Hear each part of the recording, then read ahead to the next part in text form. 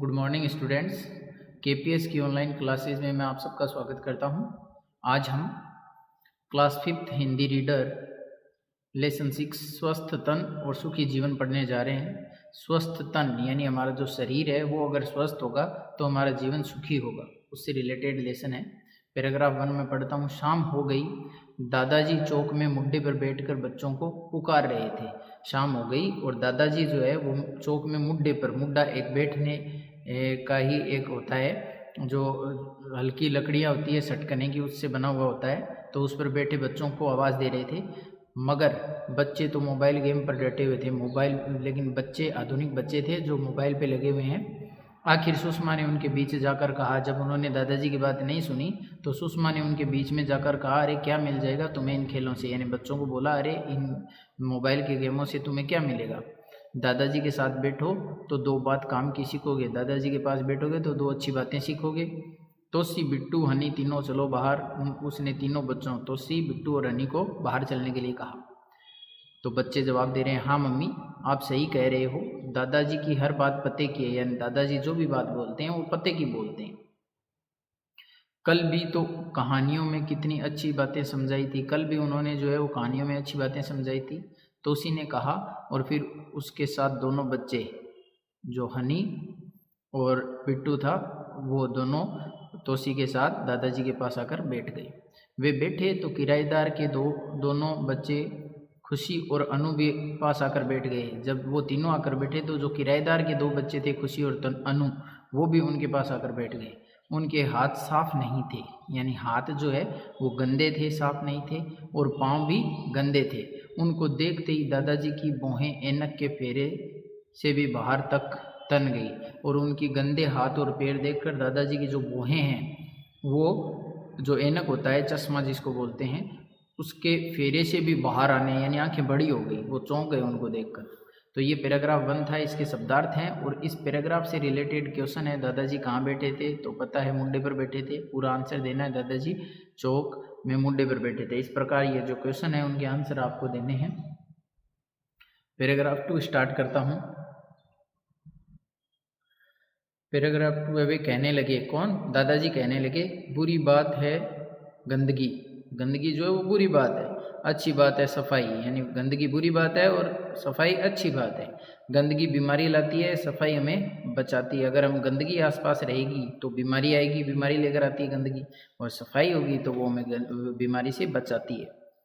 बच्चों ने खुशी और अनु की ओर देखा तो तीनों बच्चे जो थे, तोसी, बिट्टू और हनी, उन्होंने खुशी और अनु की तरफ देखा। क्यों देखा? क्योंकि उनके हाथ और पैर गंदे थे। तब तक वे हाथ पैर धोकर आ बैठे। तो वे दोनों बच्चे जो है वो अपने हाथ पैर धोकर वहाँ पर आकर बैठ गए। दादाजी ने शाबाशी दी। दादाजी ने उनको शाबाशी दी कि शाबाश, और बोले, साफ सफाई रखो भाई।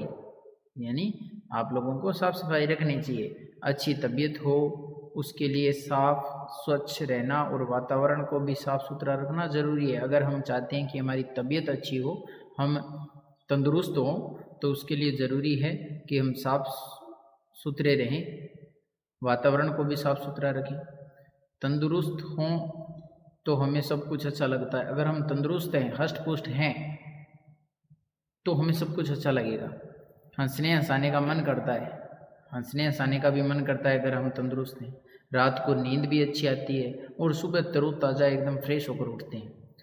हर काम फटाफट करते हैं, यानी चुस्ती स्फूर्ति रहती है शरीर के अंदर अगर हम तंदुरुस्त हष्ट पुष्ट हैं तो। आलस्य हमारे पास तक नहीं भटकता। और अगर हम तंदुरुस्त हैं, स्वस्थ हैं, तंदुरुस्त का मतलब होता है स्वस्थ, तो हमें जो है वो आलसी नहीं होंगे, कभी भी आलस्य हमारे आसपास नहीं आएगा। इस प्रकार दादाजी उनको समझा रहे हैं। तो ये पैराग्राफ 2 कंप्लीट होता है। इसके शब्दार्थ और क्वेश्चंस हैं पैराग्राफ के, जिनके आंसर भी दिए हुए हैं, तो आपको ये लर्न करने हैं। अब पढ़ते हैं पैराग्राफ नंबर 3। 3 नंबर पैराग्राफ है। तो बिट्टू कह रहा है, हाँ दादाजी खाना भी अच्छा लगता है, यानी नींद अच्छी आती है, अच्छे उठते हैं हम एकदम, और जो है शरीर के अंदर स्फूर्ति रहती है, आलस्य नहीं रहता, और हमारा जो है खाना भी अच्छा लगता है। बिट्टू कह रहा है कि अगर हम हष्ट पुष्ट तंदुरुस्त स्वस्थ हैं तो हमें जो खाना है वो भी अच्छा लगता है। बिल्कुल सही कहा तुमने, दादाजी रिप्लाई कर रहे हैं, बिल्कुल सही कहा तुमने। भोजन पचता भी ठीक है और भूख भी अच्छी लगती है। जो खाते हैं वो टाइम पे पच जाता है और भूख भी लग जाती है। मगर यदि हमारी तबीयत ठीक न हो, हम स्वस्थ न हो, अस्वस्थ हों, तबीयत सही नहीं हो, तो कुछ भी अच्छा नहीं लगता। न खाना अच्छा लगता, न भूख लगती है, और ना ही नींद आती है। चिड़चिड़े हो जाते हैं, झुल्लाते हैं, कोई भी पास में आता है उस पर चीखते हैं। उदासी घेर लेती है और चेहरे पे जो है वो उदासी रहती है और उबासियाँ आती रहती है। अगर हम आलसी हो गए हैं, हम स्वस्थ नहीं हैं, तो उबासी आएंगी, नींद नहीं आएगी, लेकिन उबासियाँ आती रहती है, चेहरे पे उदासी छाई रहती है। दादाजी ने आगे कहा, काम की बात यह है कि हम सबसे पहले अपने शरीर को साफ रखें। काम की बात यह है कि सबसे पहले हमें हमारे शरीर को साफ रखना चाहिए।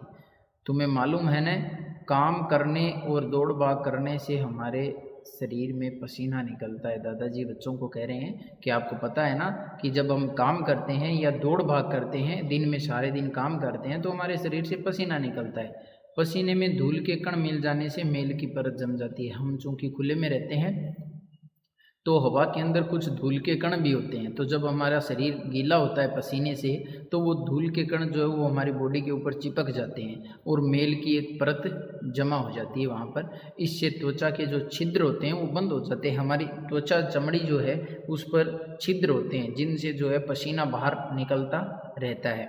लेकिन अगर हम साफ़ सफाई नहीं रखेंगे तो पसीना बाहर आते ही जो धूल के कण होते हैं वो वहाँ पे चिपक जाएंगे और वो छिद्र क्या हो जाते हैं, बंद हो जाते हैं। और उनके बंद होने से क्या होता है, फिर हम अस्वस्थ हो जाएंगे, बीमार हो जाएंगे, क्योंकि गंदगी हमारे चारों ओर चिपकी हुई रहती है, शरीर में बदबू भी आएगी। तो इस प्रकार से कई हानियाँ हैं।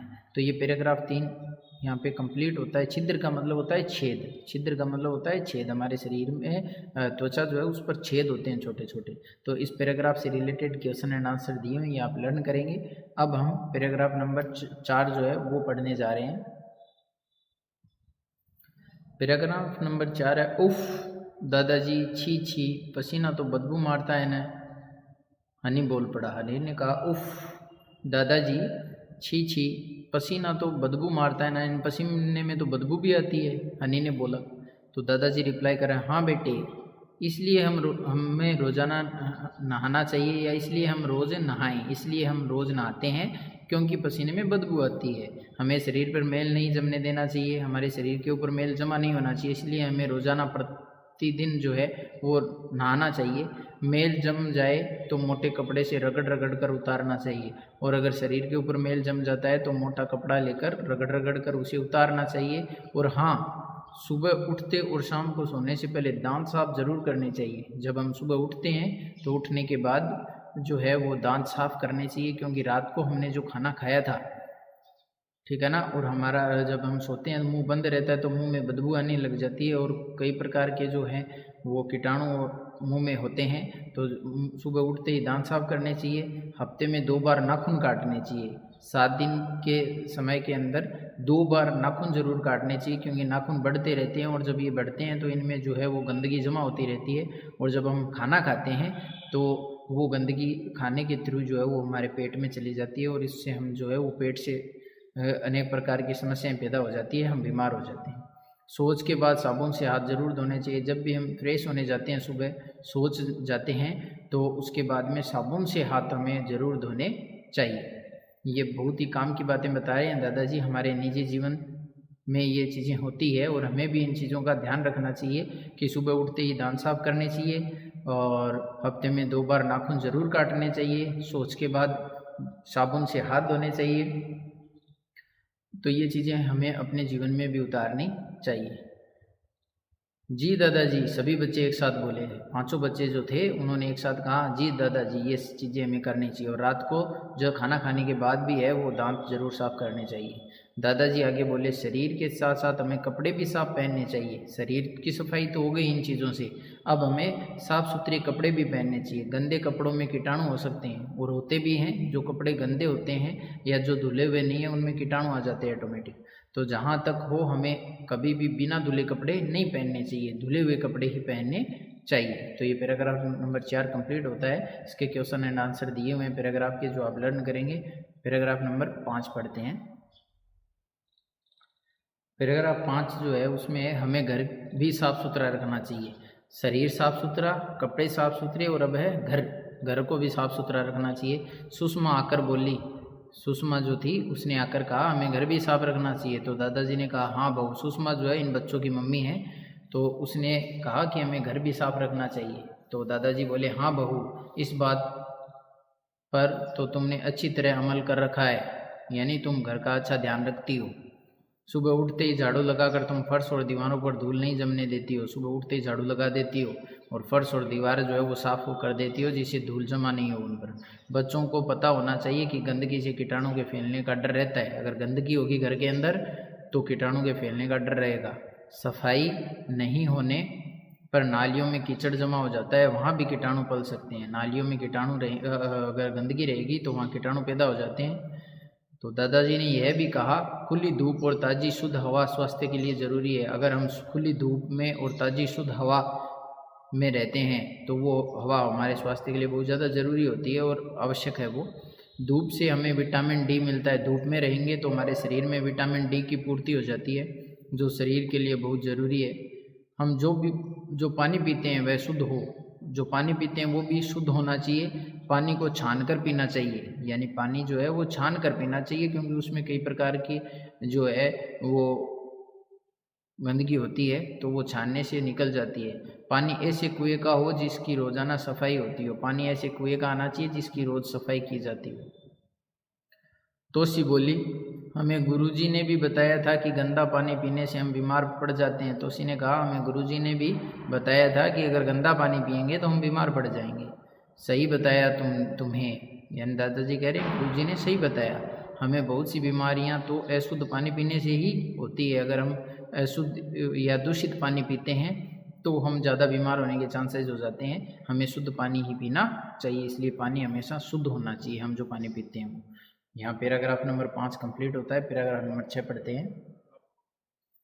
पैराग्राफ नंबर 6 है बातें हो गई हों तो खाना लगा दूं। सुषमा की आवाज़ आई। सुषमा ने कहा अब आप लोगों की बातें खत्म हो गई तो खाना लगा दें। अरे याद आया बच्चों, हमारा भोजन भी शुद्ध, ताज़ा और पौष्टिक होना चाहिए। दादाजी को इतने में ही याद आ गया कि हम जो खाना खाते हैं वो भी शुद्ध होना चाहिए, ताज़ा होना चाहिए, बासी भोजन नहीं खाना चाहिए हमें, और पौष्टिक होना चाहिए।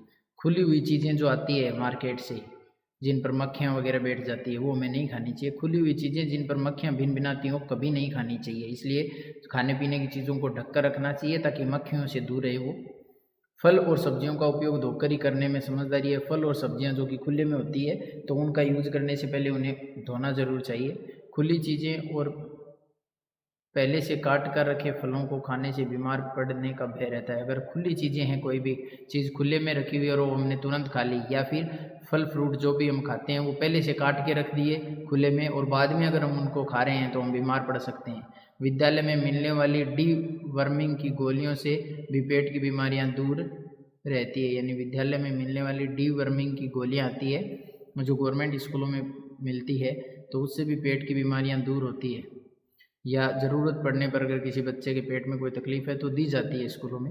आयरन की गोलियों से स्वास्थ्य तरोताज़ा रहता है। दादाजी कहते गए कि आयरन की अगर गोलियां खाएंगे तो भी स्वास्थ्य है वो तरोताज़ा रहेगा। तो ये पैराग्राफ नंबर 6 यहाँ कंप्लीट होता है। इस लेसन का लास्ट पैराग्राफ 7 खाना लगा तब तक उन्होंने यह भी बताया कि अच्छी तबीयत के लिए हमें कसरत भी करनी चाहिए। जब तक सुषमा ने खाना लगाया तब तक दादाजी ने यह भी बताया कि हमें कसरत भी करनी चाहिए ताकि हमारी तबीयत अच्छी रहे।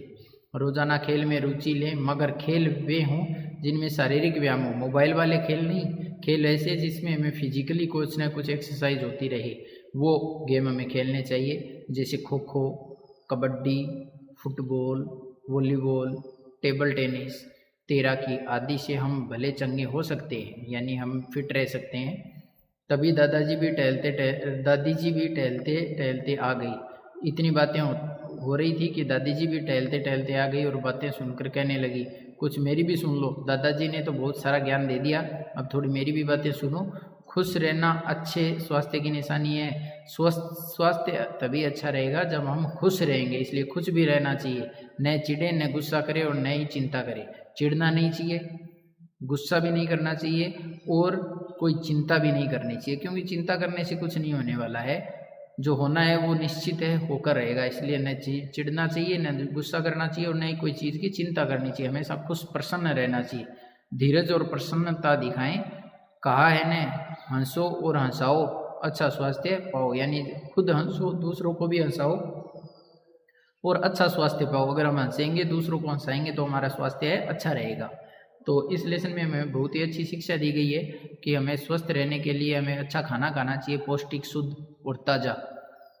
रोज़ाना प्रतिदिन नहाना चाहिए, सुबह और शाम को जो है दोनों टाइम जो है दिन में ब्रश करना चाहिए, अच्छे धुले हुए और कपड़े पहनने चाहिए, गंदे कपड़ों का यूज़ नहीं करना चाहिए, पानी को छान कर पीना चाहिए और जो पानी हमारे स्वास्थ्य के लिए अच्छा हो वही शुद्ध पानी पीना चाहिए। तो ऐसे और खुश रहना चाहिए, चिढ़ना नहीं चाहिए, गुस्सा नहीं करना चाहिए। ये चीज़ें हमारे जीवन में बहुत ज़्यादा इंपॉर्टेंट है। अगर ये सारी चीज़ें को हम फॉलो करते हैं, अपनाते हैं, तो हम हमेशा स्वस्थ रहेंगे, बीमारियां हमें नहीं घेर पाएगी। तो उम्मीद करता हूँ ये लेसन आपको समझ में आएगा। ये वीडियो देखने के बाद ये लेसन आप अपनी बुक से रीड करेंगे और इसको समझने का प्रयास करेंगे। अगर कोई बात आपको समझ में नहीं आती है तो आप फ़ोन के थ्रू जो है वो अपने डाउट क्लियर कर सकते हैं। Thank you, have a nice day.